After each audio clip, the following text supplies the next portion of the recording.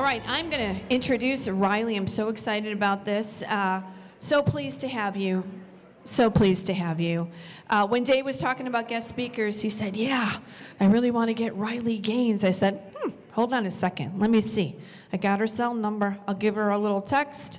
I got her contact, and thank God we were able to get you, because we thought maybe you'd be having a late baby and wouldn't be here, but thank goodness you went on time.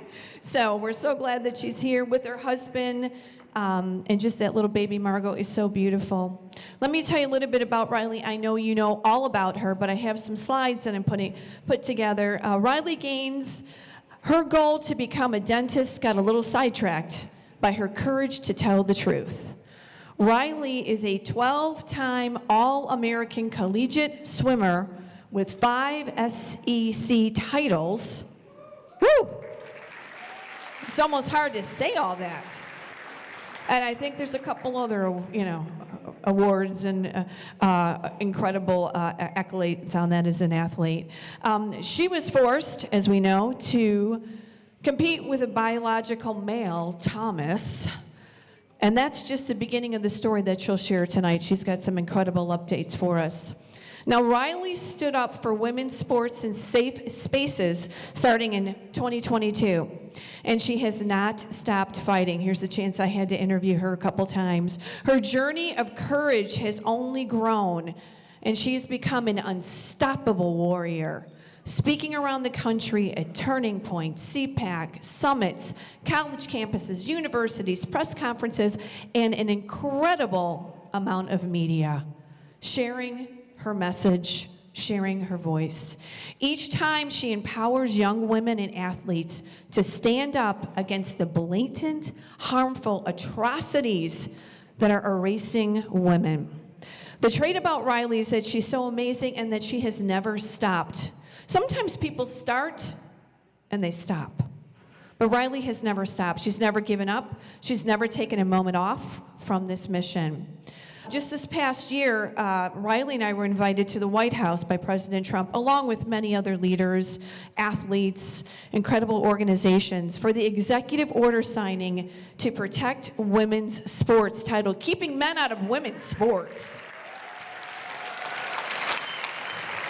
I'm over there in the back somewhere. So during this executive order signing, and this is what I wanted to put up, President Trump personally thanked Riley Gaines from that stage. And we were all like so proud. We're like, yes, that's right. And he said, thank you, Riley, for protecting female athletes and fighting for biological truth. There have been many voices, but as we know, the left progressives never give up, and the battle continues. And it is absolutely crazy. Now Riley's a new mom. She's a mama, so you do not want to be messing with this mama now. No way. In fact, she just recently challenged AOC to a debate. I think this would be really great. Riley, I think you should do it if you can. If she takes you up on it, that would be the best. Ladies and gentlemen, let's welcome to the stage Riley Gaines.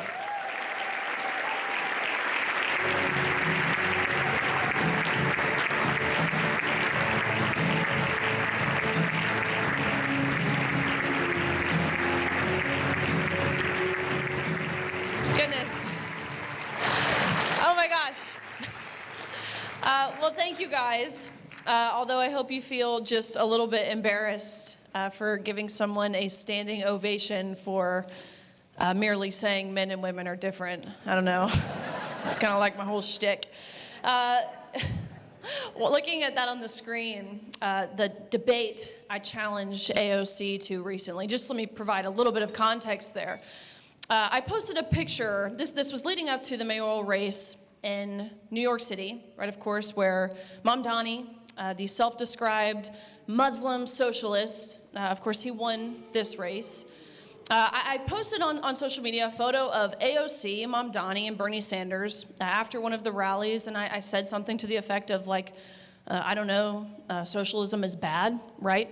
AOC went on to quote tweet this on X, and she said something like, maybe if you channeled all of this anger into your swimming, you would have swam faster, right?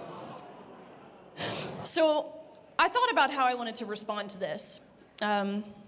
Typically, when your positions, the stances that you take on the issues that your party is advocating for, when they're as indefensible as the Democratic Party's platform, all you can really do is call someone else names and mudsling. And so I thought to myself, I had a couple things typed out, and I was going down that route initially, which I'm not proud to admit as a Christian, something to the effect of calling her a bartender, right? There were some things I had written out, but I ultimately deleted what I had initially written. I was set to go on Fox News that evening, and rather than resorting to name calling, I figured I would do exactly what Charlie Kirk would do in this moment, which is to challenge ideas, to speak the truth and challenge ideas. And so I challenged her to a debate, which of course I knew she would never accept this. But I said, look, you can defend socialism, I'll defend capitalism, you can defend child sacrifice, I'll defend the sanctity of life, et cetera, et cetera, et cetera. To which she then goes on, she takes the clip from Fox News.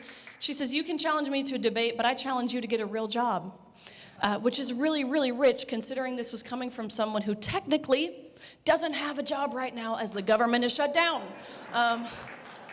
Anyways, thought about what I wanted to say here, which it's totally nonsensical to say I don't have a job. I'm an employee with Turning Point USA, a national best-selling author. I host a show on Fox, on Outkick, a podcast there.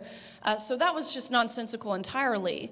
But in thinking about it, of course, the most purposeful and satisfactory and rewarding and fulfilling job that I have is, as of a month ago, being a mom.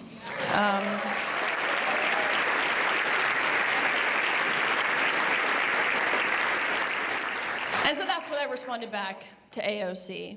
I said, look, this is the best job I could have. I noticed you don't have kids. You don't have a daughter of your own like I do. And maybe if you did, although unlikely considering how self-absorbed and narcissistic you really are, it's unlikely you would feel differently. But maybe if you had a daughter of your own, you wouldn't want a man in her locker room.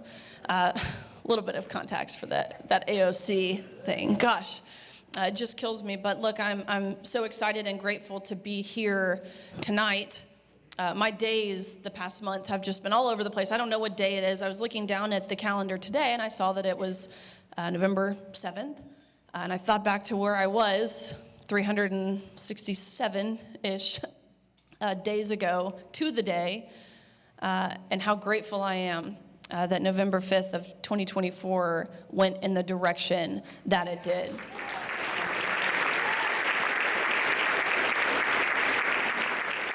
367 days ago, our country was being led by a man who likely had no idea that he was leading a country. I don't say this to be mean. I don't say this to be disrespectful. I don't say this to highlight anything other than the truth, right? That's what my platform has ultimately been built on, is speaking the truth. This is a senile, cognitively unaware, out-of-touch old man who was the commander-in-chief to this great nation, the leader of the free world. That's a pretty terrifying thought. And again, to think about how things could have gone just about a year ago to the day, right? I mean, we all felt it. We all saw it. The weakness abroad, the chaos at the border, lawlessness in the streets. We felt our values of faith, of family, of freedom, of fairness, slipping further and further away. But again, praise God that Donald Trump is back in the Oval Office serving as the 47th president.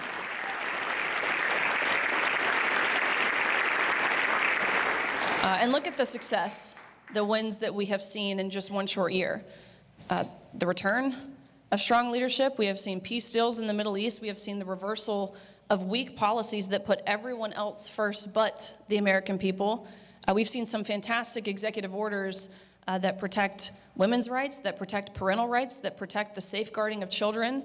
As Deb showed, one of those, the pictures that you saw on the screen, preventing men from competing in women's sports within any educational program that receives federal funds. Those pictures, right, you have Donald Trump surrounded by a sea of young girls. Like they're like 6, 7, 8 years old, and they're smiling ear to ear, and they've got their jerseys on or their uniforms on, or they were wearing their big bows in their hair that they wear on the soccer field.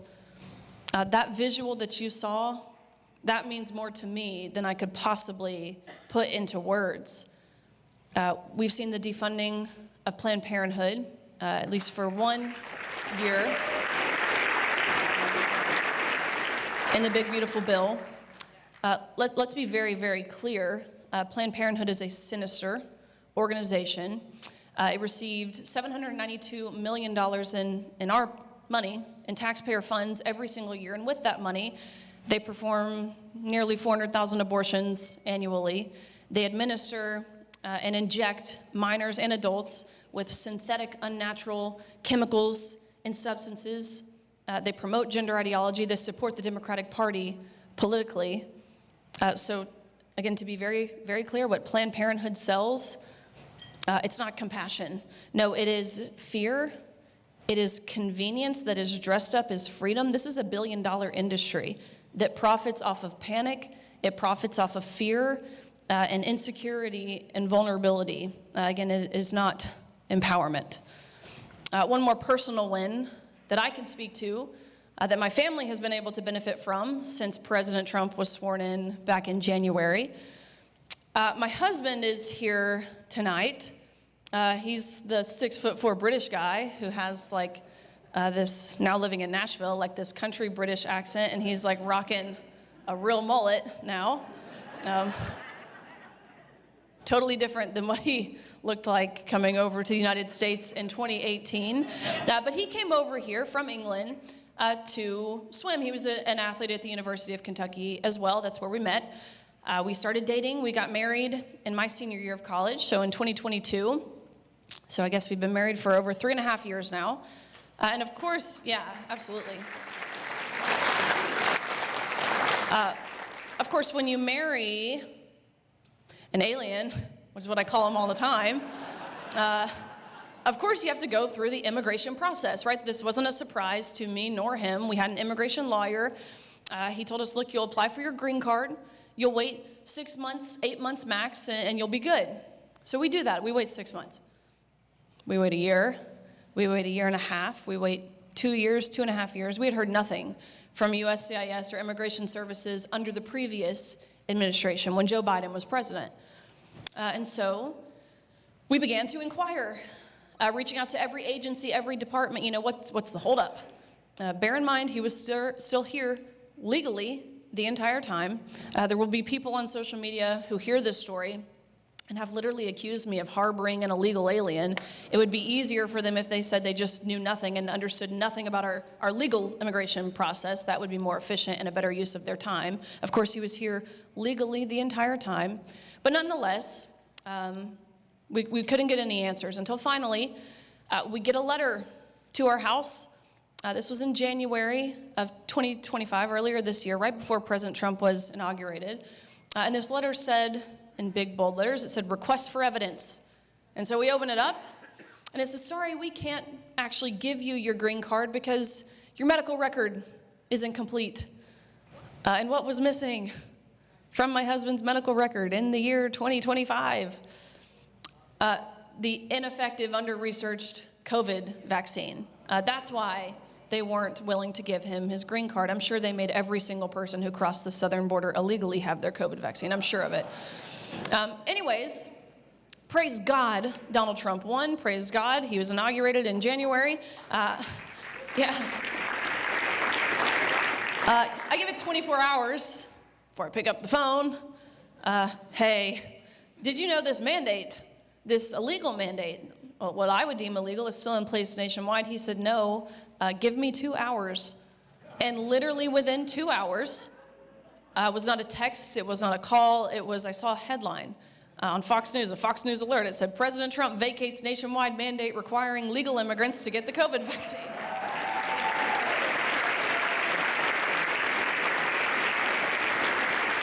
So a few months ago, we got this little green card in the mail. I don't know why I didn't think it was a green card. Spoiler alert, it's literally a green card. I could speak to the wins and the success that we have seen for hours, for certainly the rest of my allotted time. But I guess all of that to say I'm not tired of the wins yet, and we've got 3 more years of it. So good news. Look, I'm just going to give you a very brief overview of, I guess, how I have found myself here. As I alluded to, I was an athlete at the University of Kentucky. I'll flash forward here to my senior year of college. I actually ended up concluding my junior season by placing 7th in the nation, which I was proud of, right? To be top 8 in the country, you're an All-American, it's a pretty high honor, but didn't go my best time. I knew I was capable of more, and so it was really right then and there, placing 7th in the country my junior year, that I set a goal for my senior year to win a national title, which would of course mean becoming the fastest woman in the country in my respective event. And so senior year rolls around. I'm right on pace to achieve this goal about midway through my senior season. I was ranked 3rd in the nation in the 200 freestyle, trailing the girl in 2nd, a girl I knew very well, by a few 100ths of a second, very small margin.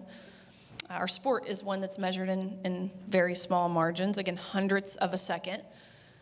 But the swimmer who is leading the nation, by body lengths, might I add, was a swimmer that I'd never heard of before.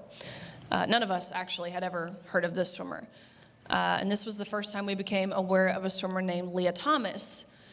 Lots of red flags at the time. Keep in mind, I had not seen a photo of this person, or else I think things would have been a little more clear. But for all I knew at the time, this was a senior from University of Pennsylvania, which is not a school that has ever historically produced that caliber of swimmer. Again, leading the nation by body lengths and events ranging from the 100 freestyle, which is a sprint, all the freestyle events in between through the mile, which is of course long distance. I mean, none of it made sense. I'm talking to my coach, who is this? We had no idea.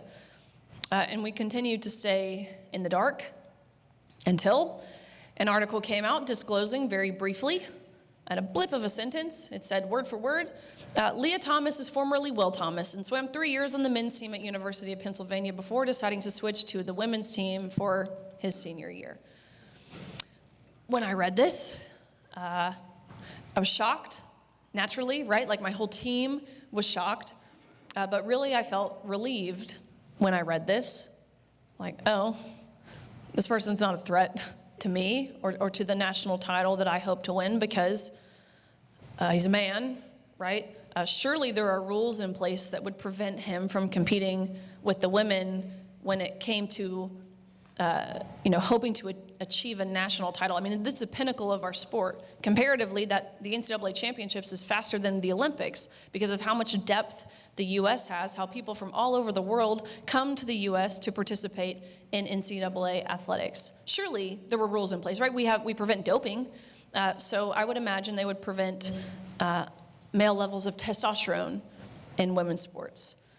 That feeling of relief was only further solidified when I went to look up who Will Thomas was. I was curious if this was a lateral movement, as if that would make it any better, but I was curious, is this someone who went from ranking amongst the best of the men to now continuing to rank amongst the best of the women, which is of course not what we saw.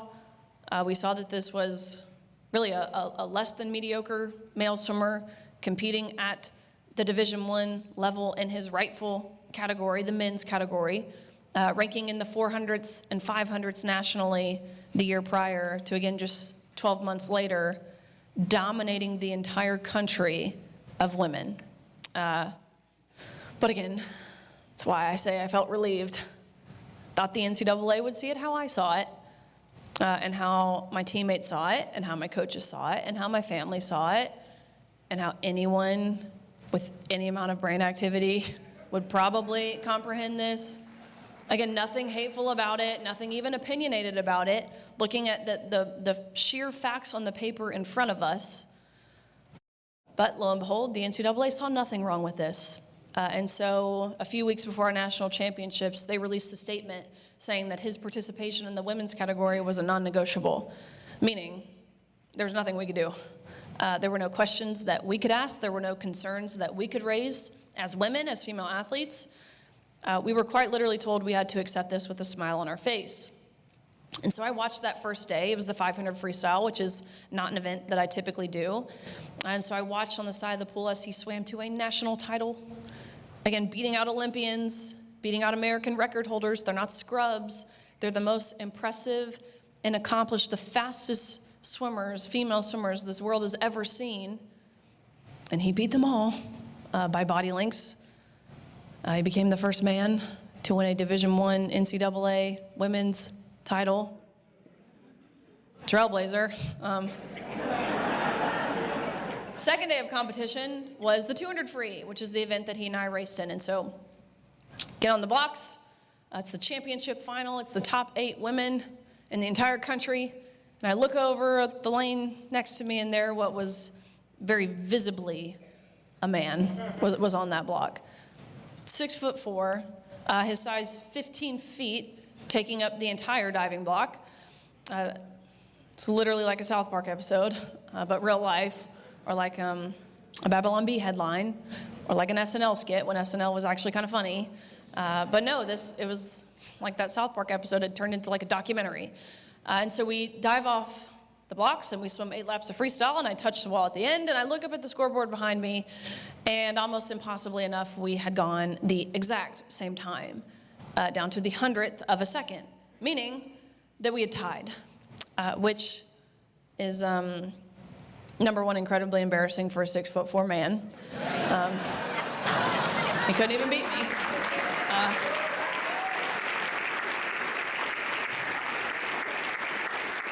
But two, it's rare, right? You're racing for a minute and 40-ish seconds, and not even 1/100th of a second separated us, which you can't tell me that's not divine intervention. But anyways, we get out of the water and we go behind the awards podium, where the official looks at both him and myself, and he says, "Great job, you two, but you tied. We don't account for ties. We only have 1 trophy, so we're going to give the trophy to him. Sorry, Riley, you just don't get one."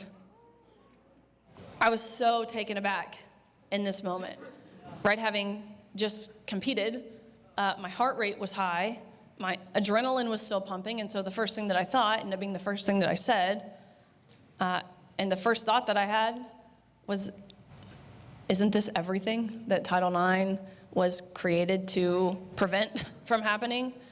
What do you mean you're going to give the trophy to the man in the women's 200 free?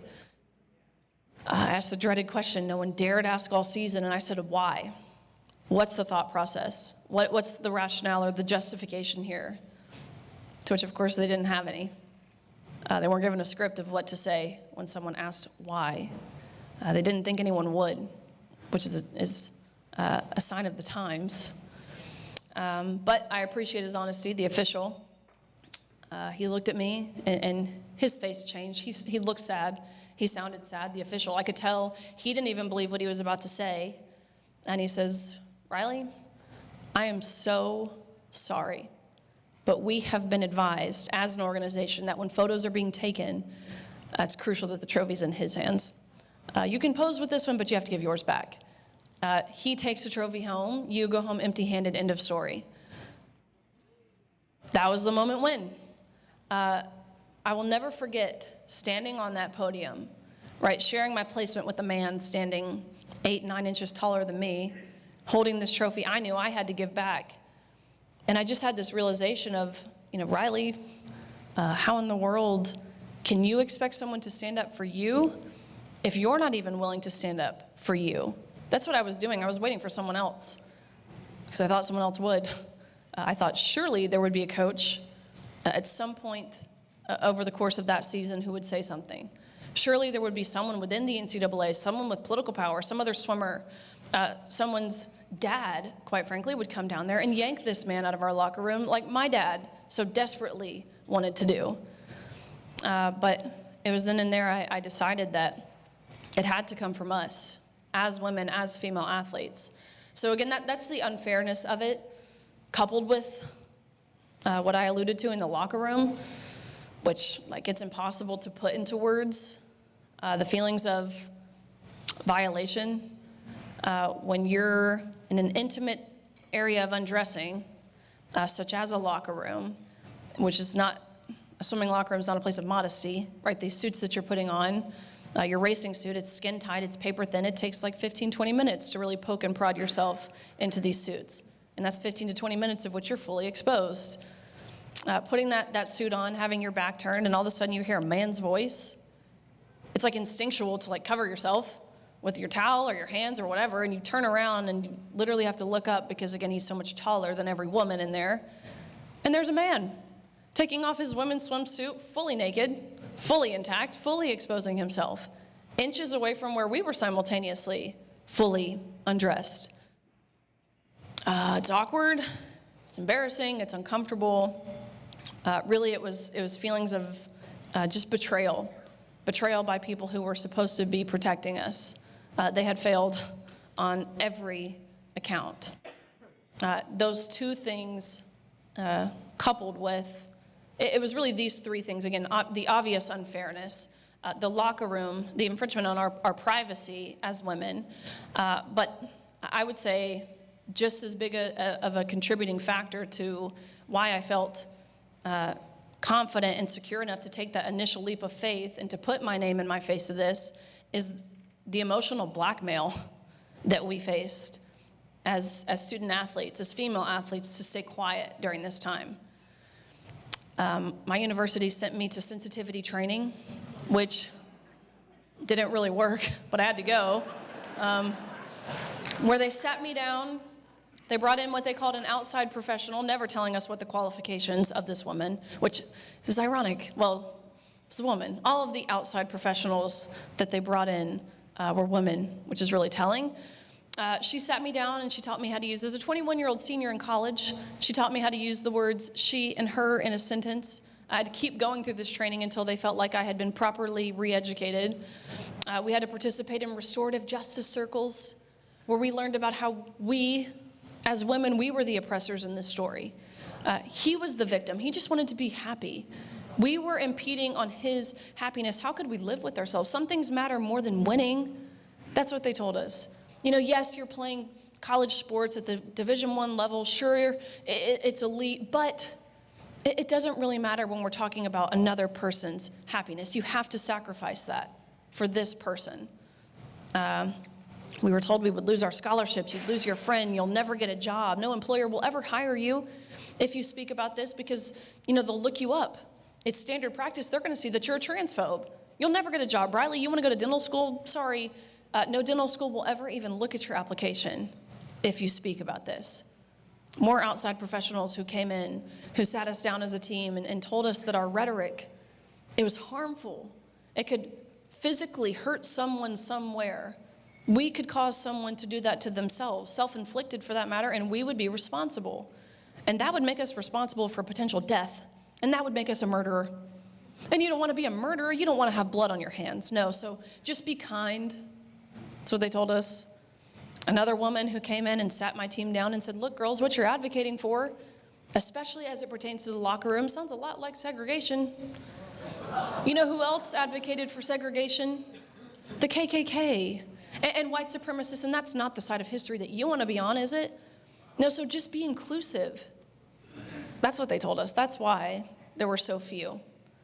Not because they thought us as athletes who shared a pool deck and the pool and the locker room with him, not because we thought it was fair or righteous or just or moral by any means, but because they were terrified, and understandably so. I would imagine many of you, whether it was during COVID, whether it pertains to any of the other cultural issues, the chaos that's plaguing this country, I would imagine many of you have your own stories, whether it's in your place of work. Those of you who are younger in high school or college, I'm sure you've been tasked to write an essay at some point, a persuasive essay on feminism, and you maybe wanted to write it on this topic, but you felt like you couldn't because you wanted to get a good grade, right? I literally see heads nodding. So you've dealt with it too. I don't probably have to explain even that to you. But all of those things are ultimately what really pushed me over the edge. And let me tell you what I've learned these past 3-ish years. First and foremost, it's that gender ideology is an evil lie from the pit of hell.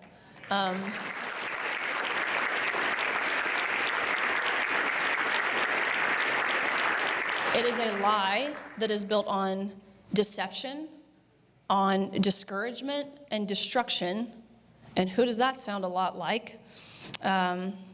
Telling young kids, or adults for that matter, that they were created wrong, that they're correct to feel as if they were born in the wrong body, that God made a mistake with them. It is a lie that leads to children, or again adults, cutting off healthy body parts and injecting themselves with unnatural synthetic chemicals and substances in an attempt to, I guess, be satisfied with themselves, when in reality, it's the satisfaction that they're after is fleeting. I know as a Christian that the only place that we will ever be satisfied is in a personal relationship with Christ. And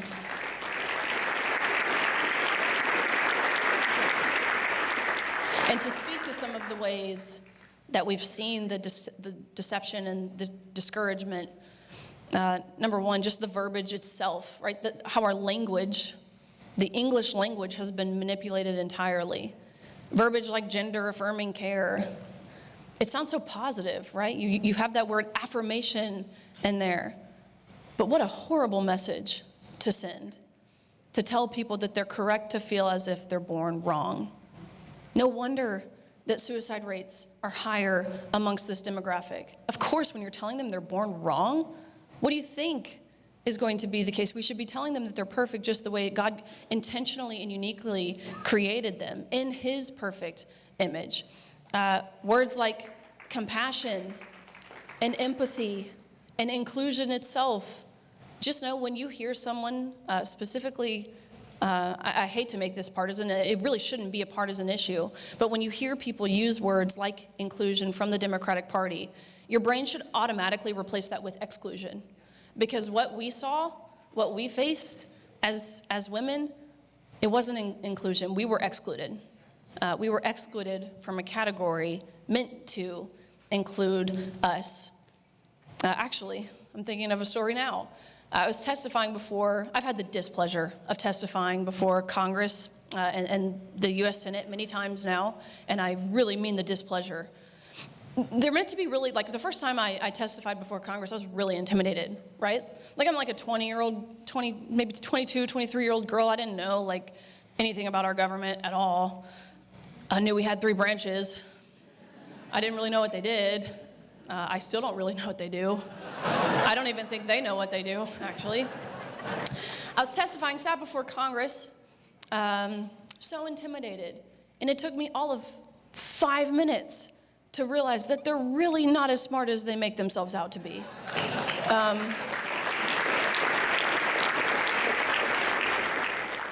You get them off of their piece of paper that their staff are prepared for them, and they really don't know the topic of the committee, what is being discussed. And it was actually Senator Durbin. Would you know it? You guys are like, yeah, we do know. It was Senator Durbin. We've heard this time and time again, but specifically in this moment, he says, well, where is our compassion for our trans athletes? And I look at him and I say, Senator Durbin, where is your compassion for women? And of course, he didn't have anything to say back to that.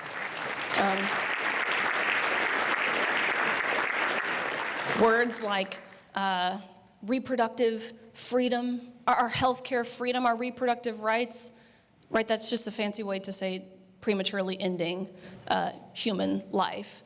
Words like clump of cells, or just describing a developing child as a clump of tissue or whatever they say. The word woman itself, how that has been manipulated. We've seen in legislative bodies where they've attempted to change the word woman to like menstruator or cervix haver or uterus owner or chest feeder or bleeder, or, and I think Wisconsin, they referred to mothers as inseminated persons. Yeah, which they deceptively did this in a budget bill is how they got through with this, which I know the legislators in the room know exactly how this works. So we've seen our language be entirely manipulated. And I will say, on the discussion of inseminated persons, of moms, the only thing more sinister than cutting off healthy body parts is prematurely ending life before those body parts ever even get a chance to fully develop. This is something that, as a new mom, our little daughter, she's just about a month old now. which is so sweet. She's here, but she's at the hotel. But nonetheless, they put up a little high chair over here for her, which she definitely would still be too small to fit in. But now, looking at the issue of the abortion epidemic, it's not just a matter of politics or policy. Like, it's deeply personal to me. I've always been pro-life because I've always been a Christian. And with that, having conservative values, I've known that, of course, we have a God who condemns the shedding of innocent blood, a God who breathes purpose and value into every life inside the womb or then translated to outside the womb. So I've always been pro-life, but I will never forget going to that first 8-week appointment and hearing her little heartbeat for the first time. Guess what? That heartbeat, just like yours does, just like mine does. Or going to the anatomy scan at 20 weeks. And you see these little bitty hands and little bitty feet, and we were told it's a girl, and she had the cutest little button nose. I'll never forget that. Or now, of course, her being here, it makes the thought, the practice of abortion, like hurt deeply and viscerally. Enough of that. I want to tell you guys why I feel hopeful, which is, I mean, you hear all that and you're like, what? Hopeful, encouraged, how? I'll tell you why. Number one, we have seen a lot of legislative wins. I've talked about what President Trump has done, what we've seen at the national stage, at the federal level, but even amongst the states. 27 states have now passed some sort of fairness in women's sports bill, ultimately protecting women's sports. We've seen now, yeah, don't clap too soon, your state has not, but not for lack of trying.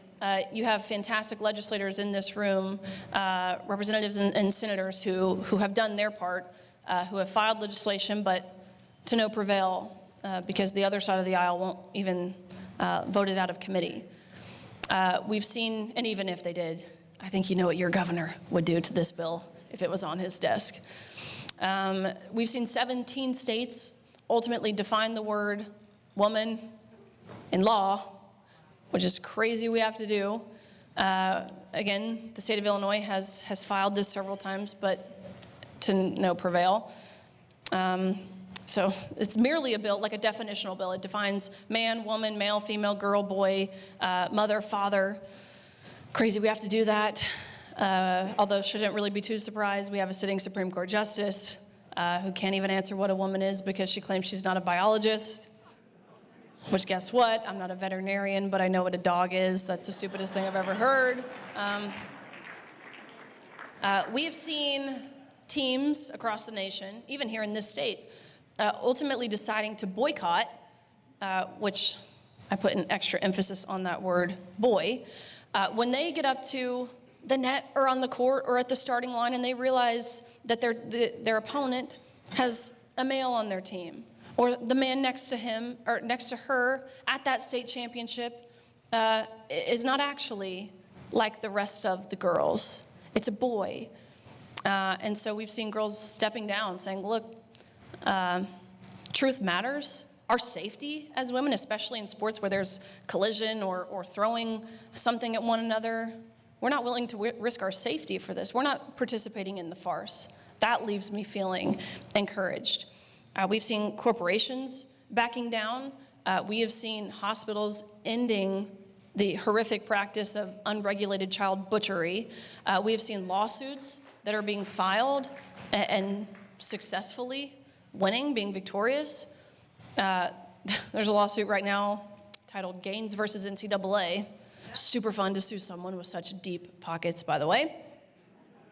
But despite all of the wins, I guess a forceful message I want to send to you all is that the war on woke, if that's what you want to call it, it has not been won, which living here, I wouldn't imagine I have to tell you all that. I'm sure you see that on a daily basis, especially when you have a governor who hates Trump more than he loves you, right? Like that's like the basis of it. That's what it boils down to. And what a horrible thing. He hates Trump more than he cares about the people who live in his state. We've seen where the idea of complacency, I believe it's a plague And it's something that people, well, clearly, we just saw this past week with this, what seems like a blue sweep in states like New Jersey, Virginia. Obviously, I alluded to Mamdani in New York City. The Democrats, they don't become complacent. I think our side, I hate to make it sides, I really do. I think those of us with common sense, maybe that's a better way to put it, I do believe there's a level of complacency. And it's natural, right? Like when you are successful, that's what it breeds. It breeds complacency. But what does complacency breed? It breeds failure. It is the enemy to growth. It's the enemy to progress. The Democrats don't do that. They keep pushing forward. They don't allow themselves to be steamrolled. Again, in reality, they haven't been defeated, as we see on social media all the time. Political pundits saying, well, wokeness is dead. We're so back. No, in reality, you know what the left has done? They just put their most extreme and radical guy in charge of one of the most important cities in the country. They're not ruined. They're not defeated. Again, Mamdani, like his platform is like free buses and free health care for illegal immigrants and city-run grocery stores, defunding the police while simultaneously opening up the prisons, releasing violent criminals into the streets, preventing law-abiding citizens from accessing and owning guns. And every single so-called mainstream Democrat, they're lining up behind him, right? He is now the leader. He's the face of the Democratic Party. And again, that should terrify you. You know what we heard in his victory speech just earlier this week? The quote was, he said, "We will prove that there is no problem too large for government to solve and no concern too small for it to care about." If you're a freedom-loving American, those are the most terrifying words you could possibly hear. It's in total contrast to what Ronald Reagan said, which is the 9 most terrifying words in the English language are, "I'm from the government and I'm here to help." That's that on steroids, okay? They lost precisely 1 election in 2024, but they have not moderated. They have not backed down. They have not recanted from their positions or their voting records. No, they're leaning into their radicalism, even more so. Again, in Virginia, they just elected an attorney general who is guilty of the most extreme violent rhetoric that I believe we've heard from a major party candidate at any level in any race. This is a guy who wants to watch, who said in documented text exchange that he wants to watch the children of his political opponents die in their parents' arms. And he won. That is a condemnation of humanity. Okay, that's what that is. So no, Charlie's death, again, more proof that woke is not dead. Right, this was a man who, his whole mantra was, prove me wrong. That's all he was there to do. Specifically to Gen Z, encouraging thought and debate and civil discourse on college campuses, the place where these ideas are supposed to foster and grow. And they couldn't prove him wrong. So what did the coward do? The coward shot him and killed him. That is proof that wokeness is not dead. And these issues that we're talking about, whether it is gender ideology, whether it's crime, whether it's the border, whether it's parental rights, whatever it is, the stance that I have taken, it was the default position of both parties not that long ago. Don't believe me? Go watch even Obama or Bill Clinton speak to some of the things of the border and illegal immigration. How many people they deported out of this country. It's far more than President Trump, but you wouldn't know that. The position that I have on most issues is the default, the standard position. When I first started using my voice, right, I didn't want to be seen as disrespectful or mean or controversial because I knew I wasn't those things. I knew I wasn't this made-up word of transphobic or whatever other derogatory term they'll call you, and they will call you at all. Anything under the sun. They'll call you racist for saying men shouldn't be in women's sports.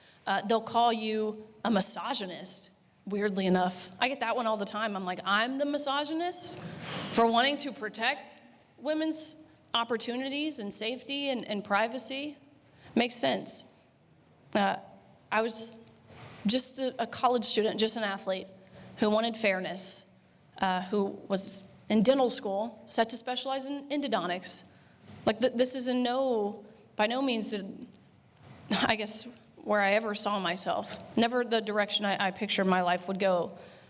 But of course, I was reminded that truth will always be controversial in a world that is built on lies. And I believe if we, as believers, as Christians, if we don't speak up, if we don't use our voice, if we don't stand firm and unapologetically for what is both objectively true and biblically true, right? It goes back to the first book, like He created them male and female. If we don't stand for the most basic of truths, then who in the world will? This world is loud about everything except the truth, but I don't believe we have the luxury of silence anymore. I think of verses. Actually, someone approached me today at the VIP reception out here, and she said, look, you're like Esther. And that means so much to me when I hear that, right? Because when you hear that, you think of Esther 4:14, for such a time as this, the last half of that verse. But I want to remind you of the front half of that verse because it applies to every single one of us. It says, for if you remain silent, it's talking to you, and me, for if you remain silent, you and your father's family will perish. We were not saved as Christians to be silent. We were saved to serve. I appreciate you guys. I truthfully believe that there is no better use of your time, of any amount of volunteering, of your finances than supporting grassroots efforts like IFI.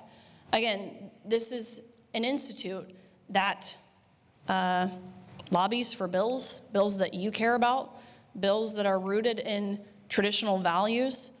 They testify on these bills. They produce resources and voter guides. They fund candidates. They help find those candidates. They support them. They lift them up. That is exactly what this state needs. And so I believe by supporting IFI, what you're doing is you're investing in the future of your kids, the future of your grandkids. And there's no better investment than that right there. So I would encourage you to look at it not as if you're giving to IFI, but you're giving through IFI. And what, $600,000? Okay, 700 people here. If you each committed to $100 a month, right, the goal, check. And for those of you moms and dads who brought like your 4 kids and together you make up like 6 people, then it's $600 a month. So you have to reach that goal. But no better investment, I really mean that. And I will say we don't want you in Tennessee, so you have to fix your state. I think we're gonna have enough New Yorkers. I'm kidding, we like you guys in this room, but the rest of you in Chicago can stay here. Thank you guys very, very much.